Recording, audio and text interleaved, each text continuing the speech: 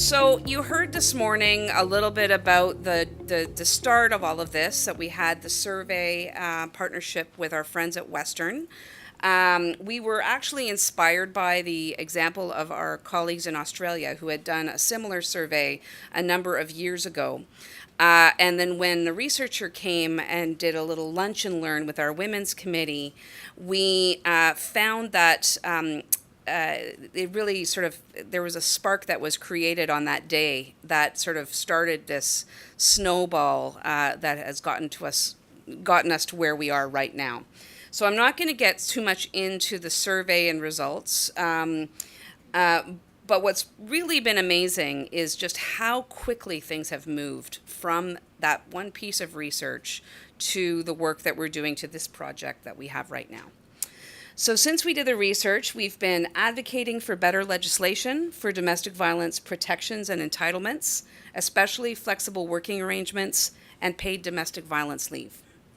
We've been negotiating for leave and supports, and Hassan sort of referenced the principles.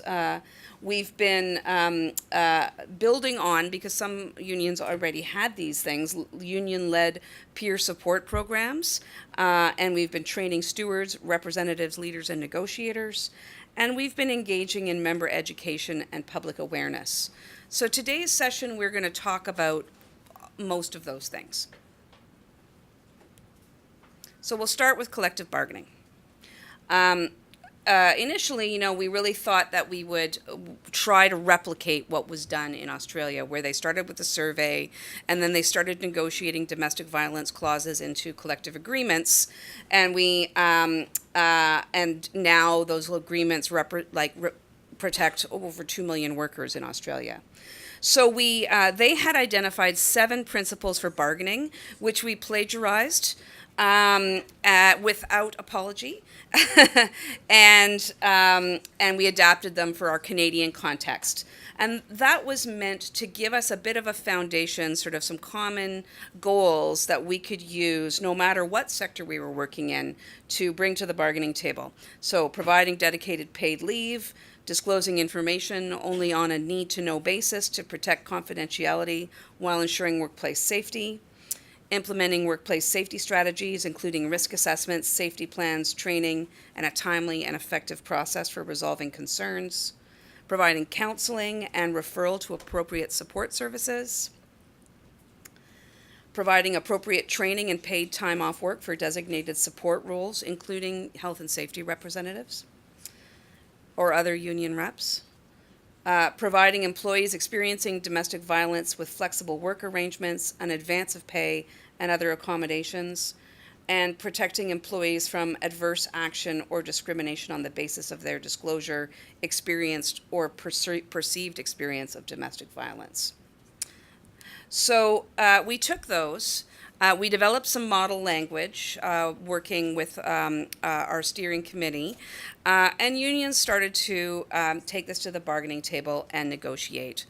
And I think to sort of kick us off for this sort of round, what I'd like to do now is just hear from a few unions who've been able to win some successes at the bargaining table. So I'm going to start with Adrian Pavo from the United Steelworkers to talk a little bit about what they've been doing.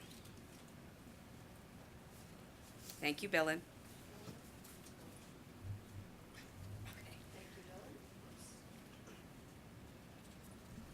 Thanks very much.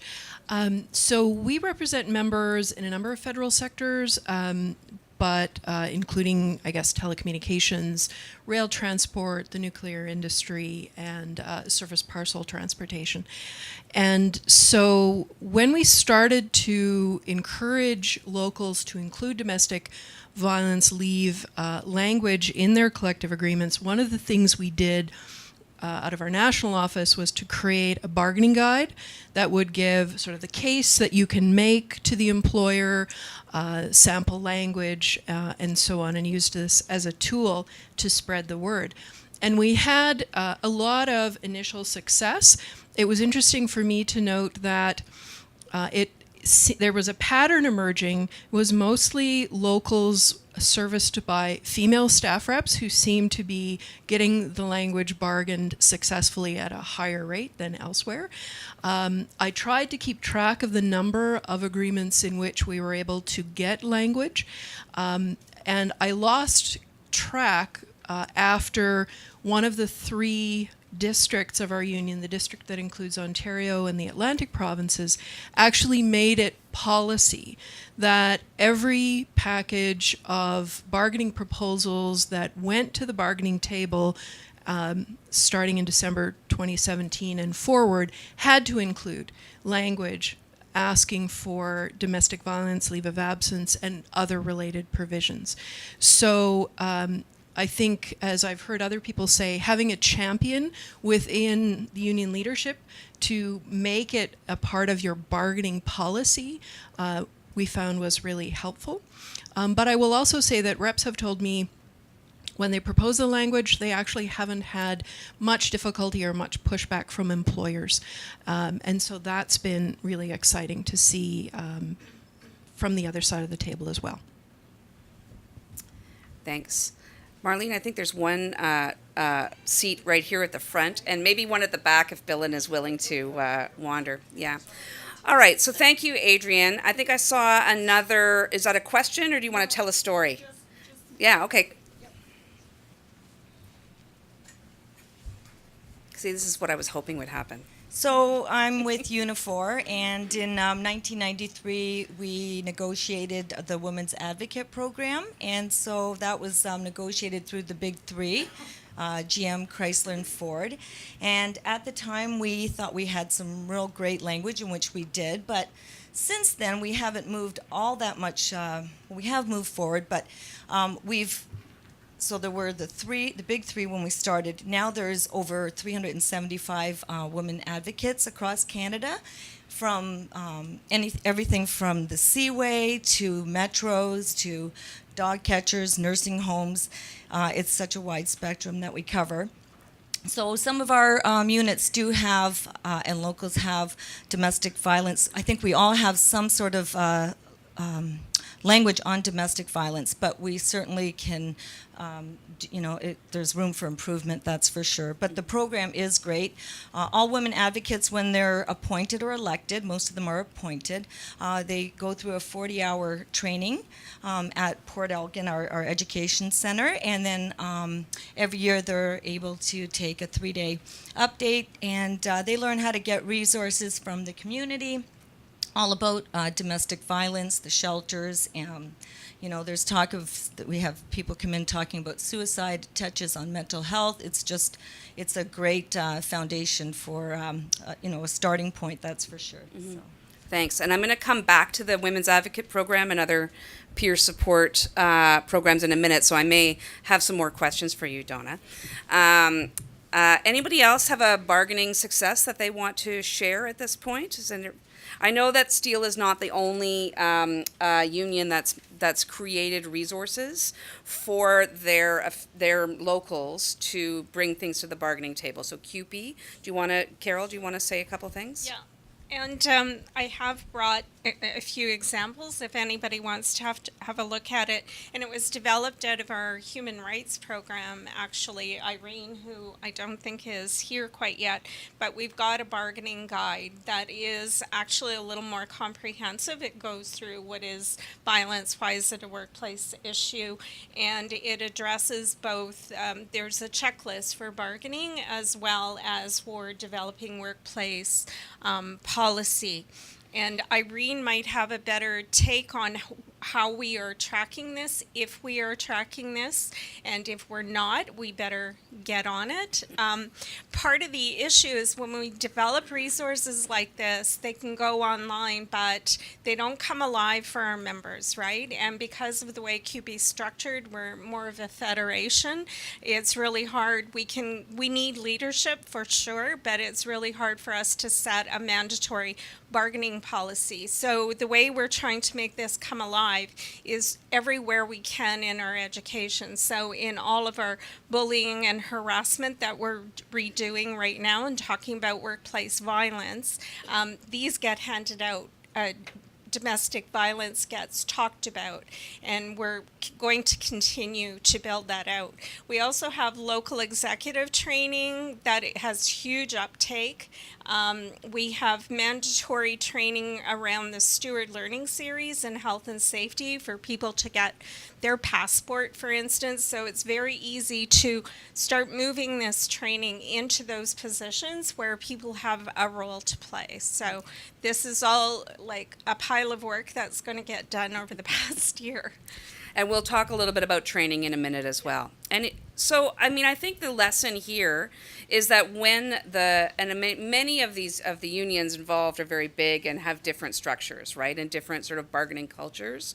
But what we have seen is that when people bring it to the table, they're able to get get the leave and other, or women's advocates or other things negotiated successfully, much far past the standards set by employment standards in terms of the paid leave, right? So you have several weeks, Adrienne, is that right, in some of your locals? No? Okay, but more than 5 days though. So, Yeah. I think our experience has been that the language that ultimately ends up in the collective agreement now runs the gamut. Yeah. So we have sort of the platinum model at one of our locals in the Lower Mainland of BC, which I think is drawn almost word for word from the original CLC materials and provides quite a number of days of paid leave and training and other kinds of supports. And then in other workplaces, the approach has been, okay, we were only able to get recognition of some days of unpaid leave, but it's viewed as a foot in the door and something that then can be returned to at the next round of bargaining once there's some experience. For example, the employer sees that suddenly workers are not flocking to their door demanding to take domestic violence leave, because that's not what happens because of the stigma and all the reasons we know. But we may need to take a bit more of an incremental approach. And other workplaces just have, especially where there's a long bargaining relationship, there may be other means to address many of the principles that we want to achieve through bargaining through other pieces of contract language.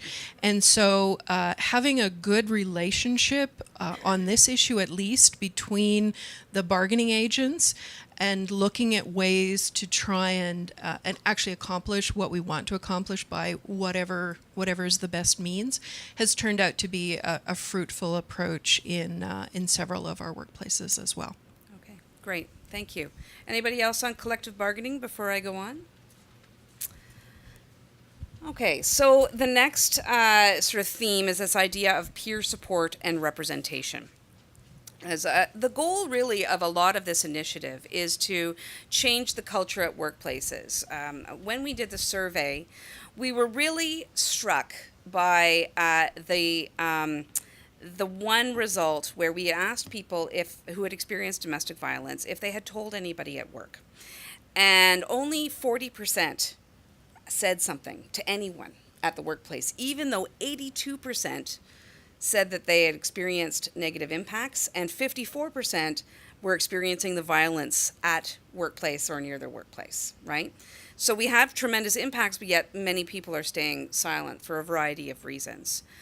Of those people who told somebody, so of that 40%, 80-something% told coworkers.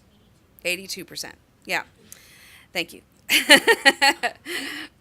So, that's, which makes sense. You tell your friends, the people that you're closest to, right? Some people did go to their manager and supervisor. That was sort of the next one. But in terms of going to HR or to the union, we're talking 11-12%, right? That was probably the most depressing statistic there, because we like to think of ourselves as like we should be the soft place to land, right? For people who are experiencing trouble at work, whether that trouble is personal trouble that's having workplace impacts, or whether it's a workplace trouble, a potential grievance, they're experiencing harassment, they have a health and safety problem. We want them to come to us, and we want to feel like they feel safe to come to us, and that clearly is not happening. And we really wanted to find a way to change that culture, and to help empower the people who are our frontline representatives to be able to be there for workers who are experiencing domestic violence when they need them. Fortunately, Unifor had already had a great program that allowed us a good example of something to build on. And so when we created our model bargaining language, we also included a potential clause that people could use to adapt Unifor's program to their own circumstances. I will say that also the Canadian Union of Postal Workers has a program, peer support program called Social Stewards, les délégués sociaux en français. And it's mostly active in Quebec. And these positions are not formally recognized by the employer in the way that Unifor's women's advocates are formally recognized by the employer. But they do receive training, and they perform that same function of being a place for somebody to go if they're having trouble, if they're experiencing domestic violence or or a range of other issues, and they are a link to services and support in the community. An interesting sort of reflection in terms of all of this is that, we're not creating necessarily subject matter experts, counselors, or social workers, right? And maybe, Donna, you can talk a little bit more about sort of how exactly the women's advocates see their role. But, our goal is not to save people, right? Or fix their problems, but to be a link to supports in the community, to be that soft place to land, to be there, trusted, help them navigate the systems, right? And get them to, so maybe we can start with, I'll call on you to, yeah, but you may actually have a personal sort of reflection, and then I'll come back. Yep. I'm just curious. Oh, wait, because with the translation, do you want me to go to your question first before Donna? Okay. Sorry, that's okay. It's only because we need the mic so that the translators can hear your question. So my question's actually about the Women's Advocate Program, Donna, and I think you mentioned when people sign up for it, they get 40 hours initial training and then 3 days ongoing, and that's where they learn how to be able to provide that link. My question is, who attends that? Only members of Unifor, or can anyone who decides they want to be a women's advocate get that training? The next theme may answer that question for you. I believe it's at our Unifor Educational Center in Port Elgin. So I'm thinking that it is for Unifor representatives. I know that years ago they used to have it. It was outside of the Unifor Educational Center, and we used to have both company and union. It was more when it was just like the big three. We would have our company counterpart and the union rep would go together and get this kind of training. But as far as I know, it's for Unifor employees. Yeah. Okay. So that answers your question. So, Donna, is there anything else you want to sort of say about the Women's Advocate Program at this point, or we can see if people have questions? I was a women's advocate for almost 10 years at General Motors in St. Catharines, and when I was that, I was very fortunate to have like my own office. I had a private phone. I had a computer there.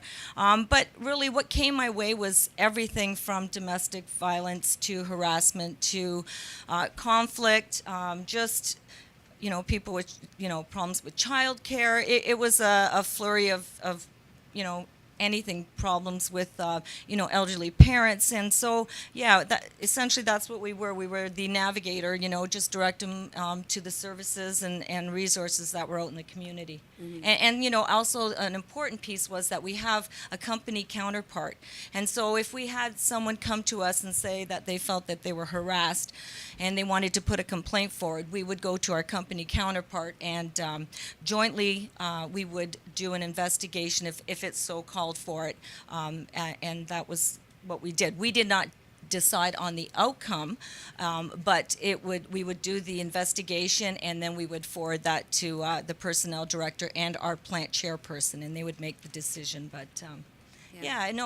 it's a great program, and I know I had like, didn't matter what the problem was, but women felt, because it's General Motors and only 10, in my plant particularly, there was only 10% women.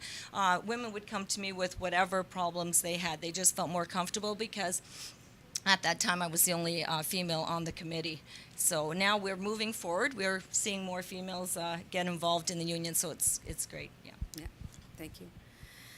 All right, so anybody else, because I know that some unions have now moved to implement a similar type of peer support program in addition to training shop stewards, which we'll get to next. But I don't know, so Adrian, do you want to talk a little bit about what Steel is doing? Yeah. So the story I'm going to tell you is a much newer story than what Donna's relating, because we trained our first group in June, the end of June last year. So we decided that we wanted to start off slowly and learn from the experience rather than rush into it and create a bunch of peer supporters that we couldn't support. So we found a local union. This is our local at the University of Guelph that has about 800 members. And the local there was very supportive. The president of the local took the Train the Trainer training with me. And the local identified 11 women to serve as what we were initially calling domestic violence first responders. But very quickly, the local said, we don't like that name. We first responders sounds too intrusive, and that's not the spirit of this, so we want to call them something else. So we were going to call them women's advocates. And then partway through the training, people said, well, you know, we're learning so much more about the gender spectrum. We know we have trans members in our workplace. We don't want to exclude anybody with our name. We want to call ourselves equity advocates. So that's what they're called. And they also said, we don't want to just be equipped to respond or to provide support to members experiencing domestic violence. We want to also provide support to members experiencing workplace sexual harassment. So that's what the training was about. The good thing is that the center at University of Western Ontario has great materials related to workplace sexual harassment as well. We connected with a really good local women's shelter and gender-based violence education group who was happy to provide a staff person to be a co-facilitator during the training. We compensated them for their time because we recognized they're underfunded chronically, all services like that, and we didn't want this to harm them, but actually to help grow the shelter movement. So that's an ongoing connection now that remains for the local when any of the advocates need any assistance. So we trained up 11 of them, and I had a conversation with 3 of them a couple of weeks ago in preparation for this session, just to hear more about how it's been going for them. And so some of the key things they've said is that even though we prepared lots of formal materials like posters and social media memes and stuff like that for them to spread news of the program among their membership, they found that word of mouth was the most effective way for people to learn about this. And so it seemed that and all these advocates are working full-time at their regular paid jobs and doing this as volunteers. So it's in those departments, work units where the advocates are based that they seem to be getting most of the questions because the word is spreading out kind of concentrically from the women who are the advocates. One of them said to me, okay, now that I've been doing this for 9 months, I can tell you the statistics that we show as part of the training about the incidence of domestic violence and workplace sexual harassment are right. They're true. It's reflected in the kinds of stories that people are coming and telling me about. She says her role at this point is a lot of quiet listening and people finding just having somebody to listen to being very supportive. Probably her calls or her conversations are running 4-to-1 sexual harassment to domestic violence. The group is wanting to expand its knowledge into areas of mental health, protecting themselves from vicarious trauma, and learning more about how domestic violence affects trans folks. So, you know, we're taking these small steps. I know the local also wants to provide training to men in the membership on sort of deconstructing masculinity and men's role in ending violence against women. Because when they started to prepare for the first training and said, we're only going to train women, they got some backlash from men in the local. Some of you won't be surprised to hear that. And so they were able to say, well, look, we will follow up with training for men because we know you have a role to play in ending this. So we're hoping now to find another local union that's willing to take this on. Unlike the situation that Donna was talking about, this is not a cost-shared program with the employer.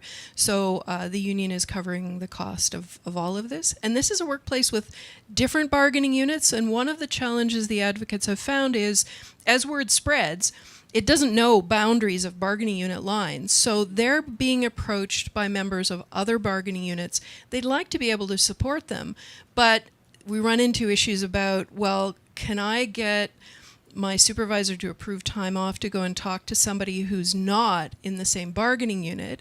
So I think a challenge will be figuring out in a multi-union and possibly multi-employer work environment, how do we just try and help people without getting too hung up on boundaries.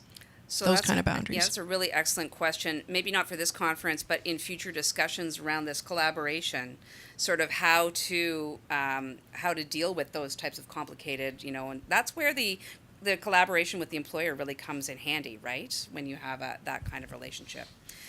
Yeah, just to provide some insight. So in terms of Unifor, you've negotiated those positions, right?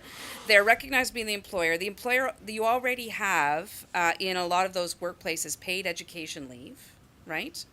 So, and the education is provided by the union at the Family Education Center or sometimes other places. But the paid time off is part of that collective bargaining arrangement, right? Not always. Not always. Depends on in the big three, yes, but maybe not in the exactly. others. In the smaller units, not necessarily. Okay, so in the smaller units, not necessarily the union will pick up the cost. So it really does depend. But that was one of the sort of ideas, I think, in generating the women's advocates, is that while this is a union-led program, it's supported by the employer. It's, you know, the cost is there. There's a question. Do we have the mic around somewhere? Sorry. I'm loud. No, you may be loud, but the interpreters can't hear you. Okay, so let's let's accommodate everyone. Yes. So just some thoughts as I'm hearing the really interesting discussion about the different roles, particularly as I was hearing about the women's advocate role. My mind was going to issues and questions about the gender spectrum, which then came up here in terms of the expanding scope, and then also about the expanding scope of domestic violence to sexual violence, which again was included, and then changing the title to an equity equity advocate. I'm hearing the discussion today, and I'm hearing a lot about underreporting and statistics not reflecting, and issues of stigma and people having concerns, and questions about how you cross boundaries between unions and the employer and getting people on board and collective bargaining and all these pieces.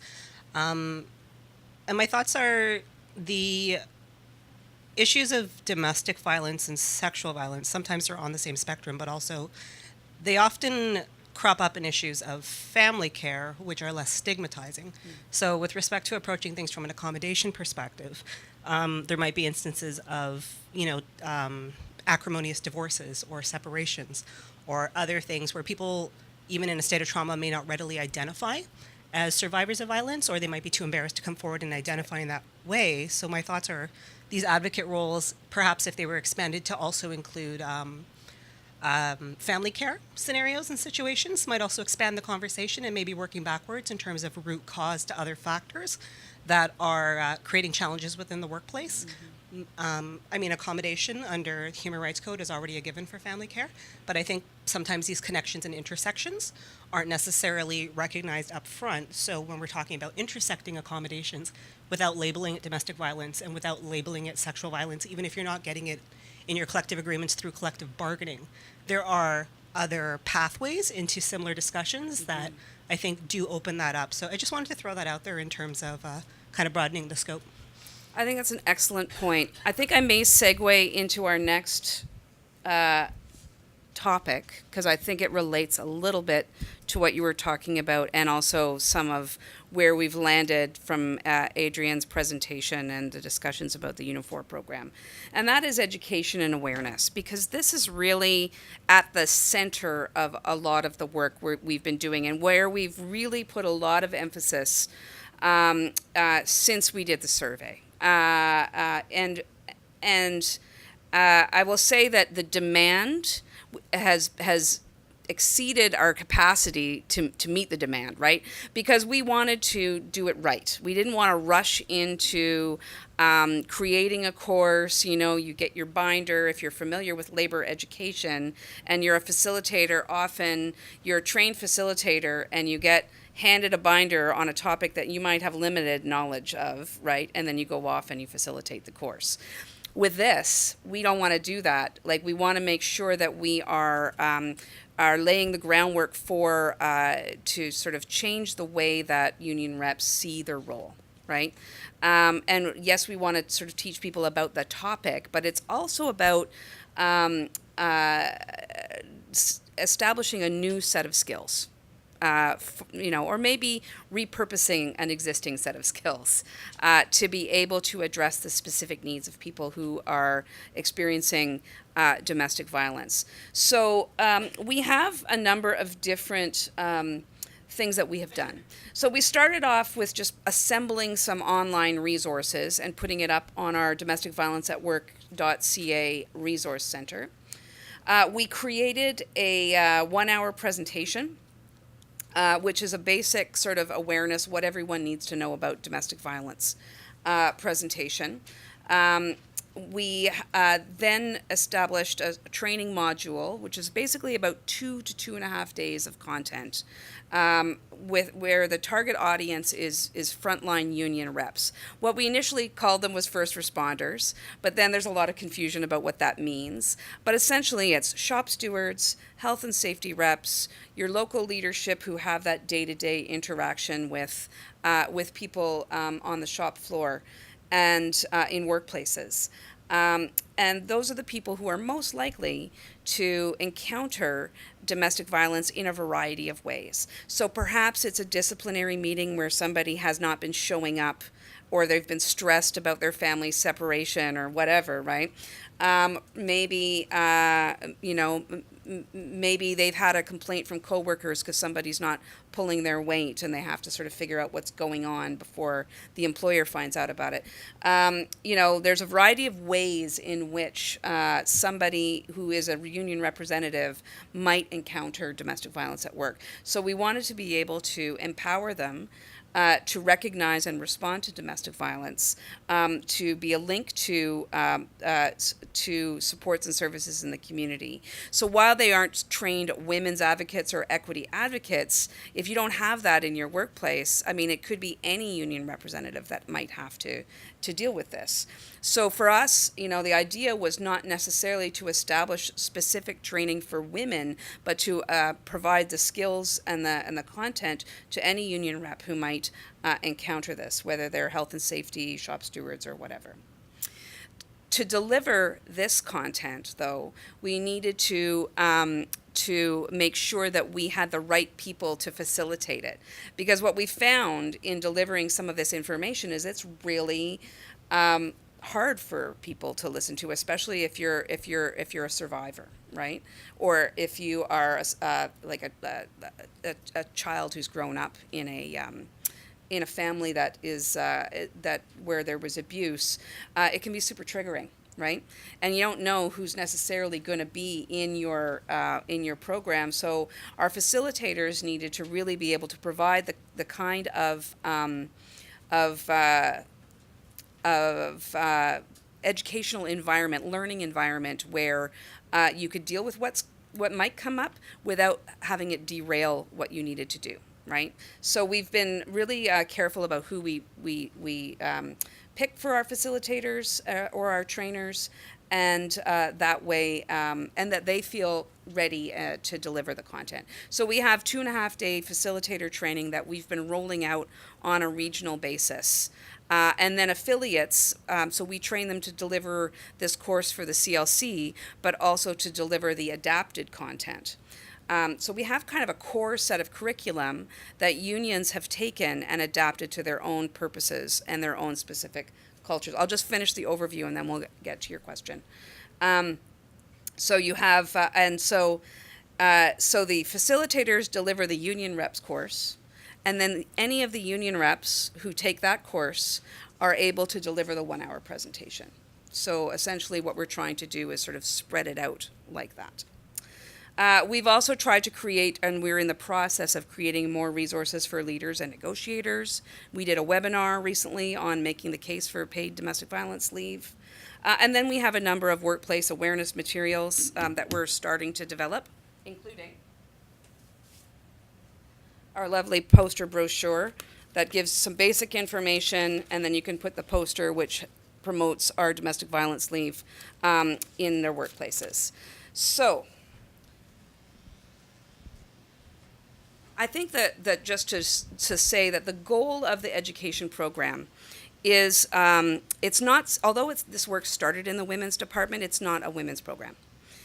We don't necessarily want, although some affiliates are rolling it out to women in their union, and that's the way that they have chosen to do that. Our goal is ultimately to have, every shop steward and health and safety rep have received some degree of this information, because they may be the ones encountering it at the workplace. And that the idea is to also change the mindset of some of the people who are representing members in the workplace to help them come to view themselves as being with their person as opposed to solving the problem for them, right? Which is a bit of a mind shift for a lot of union reps. But many people who have taken the courses so far have found it extremely transformational, and hopefully it will yield fruit. So you have a question. There was a question about this. Yes, go ahead. You got the mic. I was just wondering, does the training also include mental health first aid, or are facilitators required to also? We have that training as well. You can't do everything in one course, okay? So this course focuses on domestic violence at work, and it allows for a bit of a deeper dive into this issue. We also want our shop stewards to take mental health first aid or some version of that, and I hope that we will also develop better courses, because I think our next step is to look at sexual harassment and other forms of harassment a bit more closely. And we also have anti-oppression training. We've developed, Bill has developed a workshop on creating a consent culture in the workplace, which has been really good. I mean, it's all related, but you can't put it all into one course and be effective, right? So this is what we're doing on this specific issue. Anybody want to reflect on what they're doing for education? We've heard a little bit. Carol, did you want to elaborate a little bit more about CUPE? And then we'll go to the machinists over here. I wanted to add that we also developed last year, and I believe maybe Bill may have worked with Kim Ali on this, but we have a sexual violence and sexual harassment kit that's quite comprehensive. And what I like about that kit is it's gone a step further around, yes, explaining consent, but talking about disclosure and providing some really good listening skills. But again, it's built into the the guide. Our member facilitator program is pretty well developed. We've been doing this for a while, and we actually have a level 2 for our member facilitators. So in QP, typically it's QP members who deliver labor education with support from staff and from the education department. So within level 2, if I may call it, of member facilitator training, our members are getting training on equality. They're getting training on delivering the mental health courses, and the next step will be to build in the domestic violence. So it feels like a kind of training that builds over time. It builds capacity with our member facilitators and makes them much more comfortable. And they're also screened for those workshops. So it's not everybody who wants to or is able to deliver those courses effectively. So we continue to do that work, and I won't get into the workshops, but the mental or the sexual violence kit is available online. I did bring some, but please go on our website and have a look. Thank you. Heather is next. Yeah, so this is one of the areas where the machinists have really focused. It actually started probably sometime in early 2000 in our health and safety conferences that are held annually, and we began to talk about sexual harassment, domestic violence, and how it can affect the stewards and the health and safety reps on the floor, so to make them aware. And from there, we have an employee assistance program in the union, right? So sometimes some of the locals negotiate it with their employers, but our union has one and right now there's 5 levels of education and training to become a critical responder. And this is where we see probably where this particular member would be dealing with the issues of domestic violence in the workplace.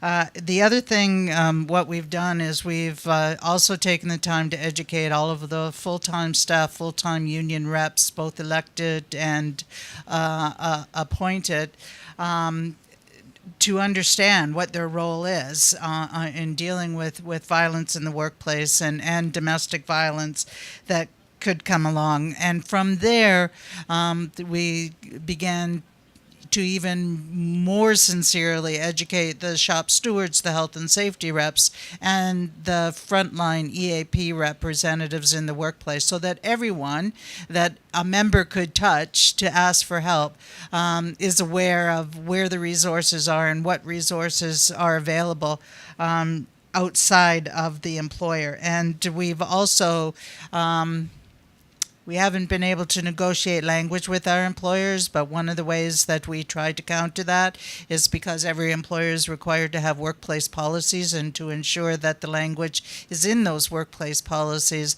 that cover domestic violence and violence at work. Okay, thank you. Any other sort of comments on the education? I will also say, too, in terms of the, we haven't really addressed the issue of perpetration. And in our course, we do talk mostly about being there to be able to recognize and respond to the signs and the risk factors, and have caring conversations with people we think might be experiencing domestic violence. But we also do focus on looking at the warning signs and the risk factors of perpetration, and how how you might have the similar type of sink it conversation. If anybody was in the see it, name it, check it session this morning, that's the model that we are applying. How to have a sink it conversation with somebody you think might be an abuser, right? And really that may end up being, because if you're talking about early intervention, right, before things get really dangerous, that's really where we want to be able to have these conversations with people. Being able to intervene and empowering the men in our union to intervene with each other is also incredibly important. So that's sort of a lot of where we're trying to go with that. Did you have any reflections, Billin, that you want to add? No? Not to put you on the spot. Oh, well, thank you for that. Well, I just wanted to say it was really great to hear a little bit about how folks have been able to, across affiliates, figure out a way to better match the education piece to the current existing realities that they have. And I think I would agree that it's great to see that folks are acknowledging a spectrum around gender, different types of oppression, intersectionality, and the way that those layers impact how someone might experience domestic violence. So I just think that it's great that we're having this discussion. Yeah, me too. And yeah, just to say that, yes, we do not see victims or perpetrators as uniform. We also do reflect a lot about how intersections of identity impact not just the experience of violence, but create barriers to support and services as well. That's something that we try and really get people to talk about in our training. I guess maybe just I'll close by saying thank you to everybody that shared their stories today. I think what we have in the labor movement, and this is just a drop in the bucket really, there's a lot going on in different affiliates at different levels, the local level, regional, national. It's very exciting, and we're trying to, to keep a handle on everything, but really actually the issue has taken on a life of its own in a way that is, as you heard Hassan talk about this morning, really unprecedented. And it's been co-created. I mean, this isn't something that we just come up with ourselves. We've had a steering committee of members from affiliates who have helped us with this. We have our partnership with Western, who've allowed us to do this work. And I think this new partnership is going to help us kick it up a notch even more. So thank you very much, everybody.